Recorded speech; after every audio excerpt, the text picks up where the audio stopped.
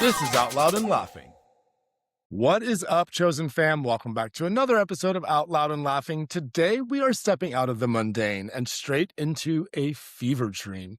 If you've ever wanted to sip a martini while unraveling a gruesome supernatural mystery in a 1920s Spanish colonial mansion, honestly, who hasn't? Then you are in for a real treat because today we're joined by the mastermind of the macabre, a man who has been transforming the LA nightlife scene for over a decade with everything from true crime dining to theatrical haunt legends. He is the writer, director, and producer behind the upcoming surrealist queer immersive play, Monster Party. Please welcome the visionary himself, Mr. Matt Torrado. Hello, sir. Wow. That is such a generous intro. Oh my God. Well, we are size kings, so we're quite generous. Yeah. Listen, your resume just did all the work for us, okay? It's true. Okay. Well, listen, I'm trying to be better at like accepting compliments and accepting the flowers, you know? Take the flowers. I agree. Well, we are so excited to have you on, Matt. We have a lot to deep dive into. John, take it away, because I know we have stuff we want to just jump right into. We do. Yeah. And so, Matt, Perfect. like we said, we're super pumped to have you. And we've been diving into your history with Drunken Devil and To Live and Dine in LA, or Die in LA. You've been doing this for over 10 years now. Parentheses.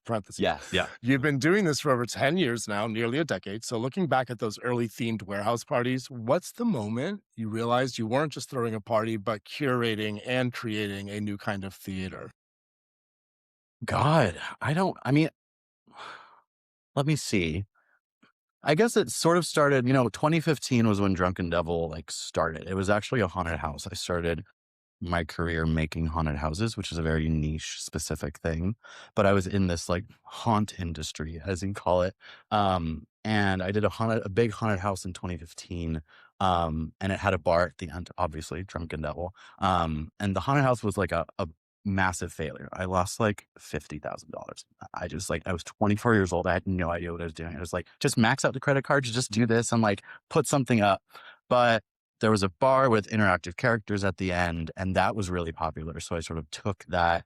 2016 was a period of experimentation of what does this weird themed warehouse experience look like? It was a mess, but it was great. And people liked it. And I was like, okay, how do I make this into my thing? Anyone can do a themed party, but how do I make this distinctly my own? And so I'd say in 2017, when I started incorporating narratives and sort of overarching stories throughout the party with these characters. So instead of just having themed characters that are roaming around, could actually engage with them and piece together a story. So I'd say 2017, after a couple of years of trial and error, when I sort of started integrating narratives, and then it sort of blew up from there. I'm not going to say blew up. It started gaining traction from there. I mean, taking even a step back, you've worked with massive names like Cirque du Soleil and LA Opera, but obviously your new project, Monster Party, it feels incredibly personal. And I think you mentioned it's an authentic to your deranged inner creative. Where does that deranged inspiration come from, Matt?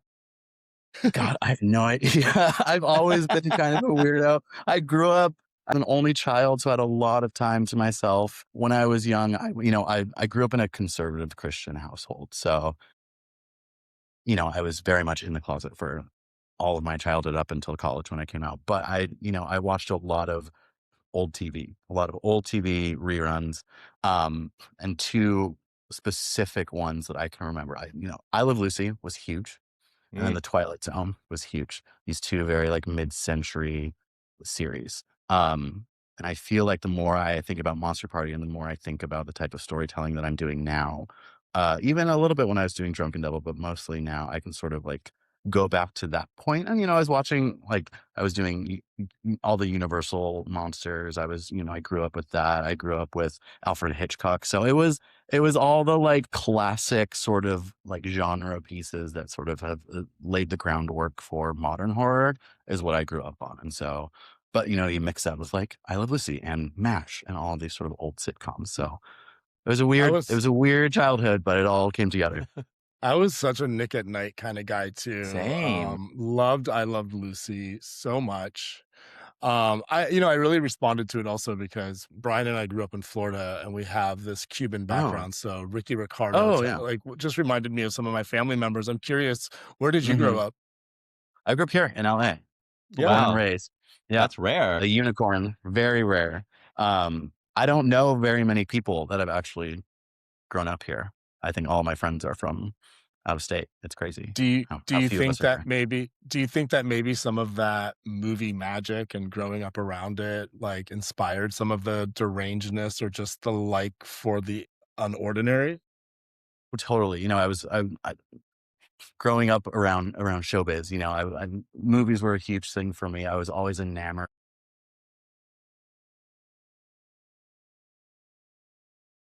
Who didn't if you were living in LA and growing up in LA? But I also went to all the theme parks. And I also sort of experienced, we had Disneyland annual passes when I was younger. And so we would go every Friday. My dad worked in Orange County. So my mom would drive me and we'd meet my dad and go to Disneyland. So of course I was very much like enamored by this sort of themed world and Haunted Mansion and all of that. And then Universal Studios, when it was slightly jankier than it is now. They had, But it was it was fun. when it was fun. When it was fun. No shade to no shade to the Minions or any of that. But, Yeah. um, going to those places and experiencing that definitely had something to do with it. Yeah. So that helped with the movie part, but what part of your childhood made you go, "Yeah, I wanna make people a little uncomfortable and very entertained?" I have no idea. I Yeah. feel like I have no idea. I've always just been like a weird kid. I mean, I loved Halloween. I loved all these weird things. I think it's just like uh, nature versus nurture thing. I think it was just in my nature to just be a little weirdo. And then it took me a long time to embrace that and to roll with it. But I'm glad that I did, but I truly could not pinpoint a moment. It was just, I was always a little weird kid. Yeah, I mean, I can kind of relate to that, and that's super funny because, like, it's just taking me back to my childhood when you say stuff Hmm. like that. Yes. Because I think Yeah. about, like, Halloween. Hmm. I think about, like, sort of like ho these holidays that allowed us to kind of be a little bit more flamboyant, and I don't mean that, like, so much more in an effeminate way, I mean that sort of in, like, a express yourself way, and Exactly. Yeah. so can you tell us, I don't know if this is like the most sexy segue, but like I'm interested to sort of hear a little bit about Monster Party in general, if you can sort of set that up for us and Mhm. tell us a little bit about it. Yeah, absolutely. I think, 2024, we won a little bit to 2020, very top of 2020. Drunken Devil was thriving. At the beginning of the year, I had 5 events lined up for the entire year. I had a sponsor that was getting ready to give me thousands of dollars, and then, COVID happened. So that completely went out the window. Everything that I had sort of worked for was just butchered by COVID. And then I tried, 2021, 2022, I tried to sort of revive the brand, revive the stories, do some virtual events. I made like an audio drama that was meant to be interactive, but none of it was like working for me. None of it. And when it doesn't work for me, it doesn't work for an audience. So that kind of just died. And then 2022, 2023, I wasn't doing any work. I was not producing any theater. And then I'd say mid 2024, I was having dinner with some friends and they were just encouraging me to like, just put something up, like do something small, like get something out there. And I don't know where this idea came from. I feel like I was noodling on uh, writing something McCarthyist era adjacent. And then I just did a small proof of concept in October, and it worked. It sold out, and it was a 2-night thing. And then I spent all of 2025 fundraising for it for the Fully Realized show, and that leads us to now doing it for 8 shows instead of 2. But it was just a story that I wanted to tell. 2024 also Fellow Travelers came out, and I Hmm. loved that, and I felt like that was that sort of pushed me to like, "Oh, this is a story that's, like, relevant right now, like, maybe we should explore this impulse. And then, of course, right after the proof of concept, the election happened. So I felt like it was even more relevant. Yeah, sorry, long-winded, but that's sort of where it started. No, it's exactly what I think our audience yearns for is the long-winded. That's why they podcast, Matt. Great. Um, Also, I'm so sorry. So many of my answers are just like, I thought about it and I wanted to do it, or like it's just something that happened to me. Like I That's don't. how this podcast started, Matt. So it's the same Great, thing. it's Yeah. great, yeah. It's just You're if an sort of idea preaching. hits me, I want to do it, and then I do a- it. So and I think what's really special about this pod particularly is Brian and I really try to lean into, there's obviously we all have our backstories, right? But we really want to highlight like all of the thriving happen in our community and across every genre. Like look at you like sort of trusting your gut and finding what entertains you, because when you're authentic and you're happy, it's going to just relate to who it is you're trying to project that onto, that entertainment and totally, happiness. So it's so totally. relevant and your long-windedness is welcomed. So Very Great, welcome. great, great, great, great. But Anything yeah, it's long is just welcomed here. yeah. hey. Hey. But absolutely, yeah. It just felt authentic to me. I just wanted to do it, so I did it, and I used. I worked with a lot. And it's so timely. I love that. So the performance itself takes place in LA at a restaurant. What's the name of the vicinity? It's called Rita House. Rita House in Los Angeles. However, the play itself takes place in Washington, D.C. And I think with the timeliness of everything going on in D.C. Oh and the yes, backdrop of this story having McCarthyism as a layer and sort of this whole tie into the Lavender Scare from the 80s, this feels like such a specific, poignant choice for a surrealist cocktail party. yeah. Why was it important for you to weave those specific pieces of queer history to show that it's like there's also this to shock the audience? Like, what do you think, like, what was that about for you?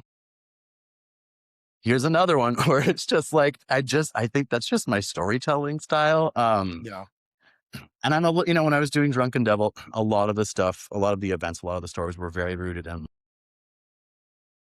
Sometimes they would highlight serious issues, but it was a lot more like fantasy horror than this. There's a case to be made about what's the most accessible way to tell a story that's really difficult to digest, and using humor, making it a little bit more heightened and absurd. So I guess there's that element to it, but also I just like fucking crazy, campy stuff. And I think that's Hmm. just the best way that I'm able to tell my stories. I was rehearsing with one of my actresses the other day, and she just brought up cartoon brain. I'm like, oh, that's exactly what I have and what we're all trying to do here. It's like cartoon brain. It's like this is a zany sort of madcap experience, which allows audiences to let their guard down enough to be brought into this world, and then to have fun and to laugh, and then all of a sudden you're in this situation where you're like, oh, this is horrible. Why am I Right. laughing about this? And I think that also ties into the sort of larger narrative arc of Monster Party, or in a sort of meta way, who are the monsters? Is it these characters? Is it the Baroness and her staff? Is it the audience? Who Yeah. knows? I don't know. I do, but like who's to tell? So it's up to the audience to discern that. But I just like fun, weird, Hmm. stupid, cartoony storytelling. It feels right to me. Well, I think what I particularly love is that LGBTQIA content is becoming so dynamic and so unique that we can now start to, not to use the verb again, but really weave it into these other experiences that we've known. We have a guest and a really great member of our chosen family. Her name is Miss Bouvier. She's a drag queen down in Fort Lauderdale, and her and Susie Toot, if you're familiar from Drag Yeah, Race, yeah, yeah, yeah. they released a movie last year on Hulu called Big Easy Queens, and it is horror camp. Takes Mhm. place in the Bayou. Totally recommend checking it out. Yeah. It's funny, Okay. Yeah. but it's just this idea that like as gay men, we're not all fashion. We're not all what like is stereotypically gay. Like we can be horror and deranged and love to entertain uncomfortably when it comes to sort of like having audiences. So it's just fascinating. And I love that you are literally embracing this as a profession. It's beautiful. Yeah, I think it's just the more we tap into our most authentic selves, however strange or deranged that is, I think that's when I love just doing that. I feel like that's when I'm the most true to myself. And I feel like as queer people, that's sort of what we're meant to do. We're meant to just like embrace our most authentic selves and show that. And it's scary often and it's difficult often, but I feel like it's the most rewarding when you do. And whatever, even if it's just you living your life, it doesn't have to be in a career or a practice or anything. Yeah, I just think that's really important if we are to continue to thrive in this forever, whatever hellscape this this is. I mean, there's two things that gays need to stick to is authenticity and an experience. And I want to talk about the experience a little bit, Matt, because guests are entering the home of the Baroness for 2.5 hours. And they're not sitting there watching a show. They are the show, right? So for our chosen fam who might be immersive theater virgins like John and I, how might they actually have to participate? Can they just sit in the corner and watch the chaos? Or is someone going to make them play the game? What I sort of loved about Old Drunken Devil shows was that it was sort of an engage at your own experience. If you wanted to talk to the characters and put the story together, you could. If you just wanted to sort of party, you could and sort of watch everything unfold. Monster Party is the same sort of concept, but I've amped it up a little bit. So people come in, there's a little bit of a show to sort of kick it off, and then you're just let loose. So you can engage with the characters, you can sit on the sidelines with a drink. The show will happen in front of you, but if you want to engage and you want an extra sort of layer of storytelling, you can really sort of dig in deeper with the characters. You might get pulled into a different room for an experience. There's multiple sort of tracks that are happening simultaneously that queue up and tee up different things, but you don't have to necessarily go deep in order to get the full story. So I designed it for sort of newcomers that just wanted to dip their toes into immersive theater and sort of have some drinks, play some party games, have some fun, watch something unfold. But there's enough material if you really want to dive to do so. So it's just kind of a free roaming sort of sandbox style is what it's called, where you're just sort of let loose and you can engage as you will. But yeah, even if you're a wallflower and this is your first show and you're nervous about it, you can come and there will be plenty for you to do and see. So, Matt, for the New York in me, I went to Sleep No More many, many Hmm. years ago, but this sounds more immersive even than that. Is that fair? Um, I feel like Sleep No More is one of the like grandfathers of immersive. Yeah. I feel Okay. like that is different in that you weren't necessarily engaging. You weren't talking, right? You had a mask You were on. just walking around. You were just walking around, sort of piecing things together. So same, but different. I like to call this like immersive party theater because you Mm. are in a party. You're still having fun. You're still sort of engaging, but you could get pulled into different rooms. You could have those sort of Sleep No More-esque experiences. Also, a mechanic of this show that's extremely important that I forgot to mention was that um, guests are encouraged to speak with one another. This is sort of like gossip by the punch bowl thing really helps to drive the narrative as well. So if you're a newcomer and you're with a group and someone in your group gets taken, they can fill you in on what's happening. You can get more information from another character and sort of piece that together. So um, yeah, I forgot to say that, but yeah. So it's a little bit more flowing, more engaging, chatty than Sleep No More, but definitely sort of course, within the same vein as that. Well, if you ever have room for two podcast co-hosts to cameo, we're happy to be we're happy to be punchbowl gossips for you. Um, but I love how the show explores systems like capitalism and patriarchy, and I think it's ironic that that's what turns us into monsters. But without giving too much away here, how do you take these heavy socio-political themes and make them feel campy or lurid rather than like a history lecture? we're going to see if it works. Yeah, fair enough. We'll find out. I We'll find love out. that. There is so much in rehearsal. I'm cackling and I'm, my actors and I are just laughing at this. And then I'm just thinking to myself, is this going to work? Are people going to roll with this, or are they just going to get really, offended or very, flustered by this? I don't know what the result's going to be. Cause it is and there are really intense moments. When we did our first read through with our cast, they were visibly uncomfortable, with some of the scenes that were unfolding. So who knows? But That's again, awesome. it's told through that sort of like heightened way. So at the end of the show, I want people to feel distressed and disturbed, but also, it's fun. It's fun and weird. Awesome. I love it, Matt. We are now going to segue into our other segment of our podcast that we do with all of our guests. And we need to get to the real important stuff. We need to see how your brain works when you don't have a 2.5 hours to build a narrative. It's time to strip away the Baroness and the lavender scare and get down to the man behind the leopard print. So it's time for a game that we want to call this one, This or That, the Monster Edition. So we'll give you two options. You pick which one. If you want to give us a little bit of a reason why you picked that, we're all in. Does that work? All right, let's do it. Okay, we're going to start with the first one. Scruff or no scruff? Like the hair or the app? Yes. That, yeah. Well, I'm currently not on any apps. I've taken a break. Congratulations. I'm only using apps when I'm traveling. Love that. But if I download an app, it's Scruff. But also Scruff. I like a feeling of Velcro on my face, beard to beard. Yeah. Yeah, definitely. I like that. Are you more of someone who's for the Baroness or for the maid? The maid. Yeah, right. I mean, if my actress heard me say that, she'd be livid. But the maid, Stanley's a hoot. He's crazy. And the performer playing him is insane. It's going to be great. Amazing. Yeah. Do you prefer the ghost or the vampire? Well, the vampire is sexier, right? Mm. Everyone loves a sexy vampire, but I think ghosts, a vampire, sexy vampire.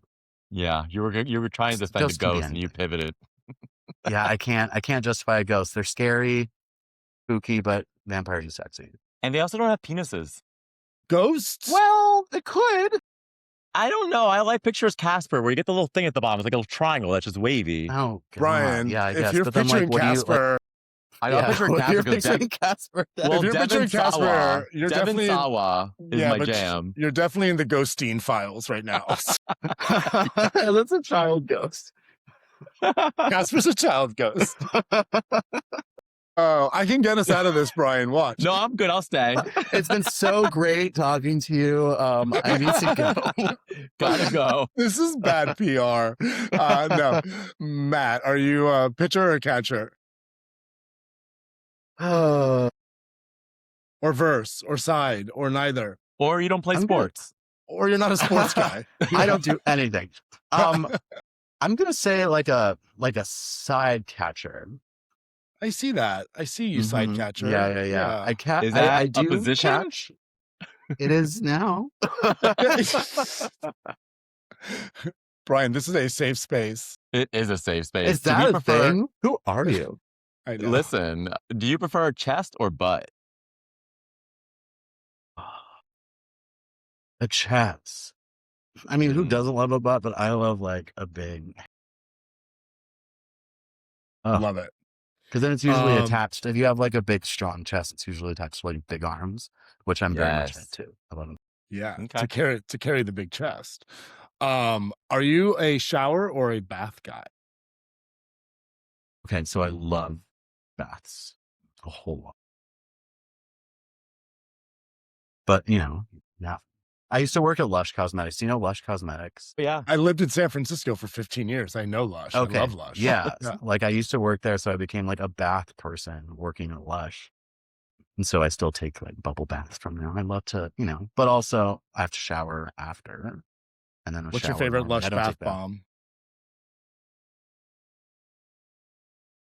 There was one called Geofizz, and it was like a little green one, but it had like eucalyptus in it and like sea salt, and it was really cute. But they don't have that anymore. Discontinued.